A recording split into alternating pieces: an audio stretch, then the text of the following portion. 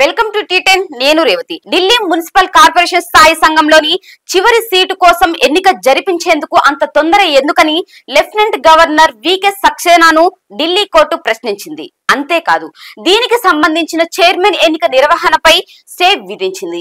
Justice PS Narasimha, justice R Mahadevan నేతృత్వంలోని bench ఈ కేసుకు సంబంధించిన విచారణ చేపట్టింది. నామినేషన్ అంశం కూడా ఉంది. దానిని పర్యవేక్షించేందుకు అక్కడ మేయర్ ఉన్నారు. మీకు అధికారం ఎక్కడి నుంచి వచ్చింది? ఇలా జోక్యం చేసుకుంటూ పోతే ప్రజాస్వామ్యం ఏమైపోతుంది? దీనిలో కూడా రాజకీయాలు ఉన్నాయా అని న్యాయమూర్తులు లెఫ్టినెంట్ గవర్నర్ ను నిలదీశారు.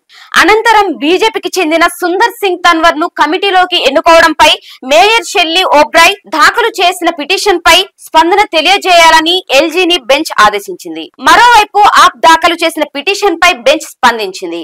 ఇప్పట్లో ఎన్నికలు నిర్వహించొద్దు, 2 వారాల తర్వాత చూడండి అని సూచించింది. మున్సిపల్ కార్పొరేషన్ ఆఫ్ ఢిల్లీ స్థాయి సంఘంలో ఖాళీగా ఉన్న 6వ స్థానం కోసం గత నెల నిర్వహించ తలపెట్టిన ఎన్నికల్లో చివరి క్షణాన లెఫ్టినెంట్ గవర్నర్ వికే సక్సేనా జోక్యంతో నాటకీయ పరిణామాలు చోటు చేసుకున్నాయి.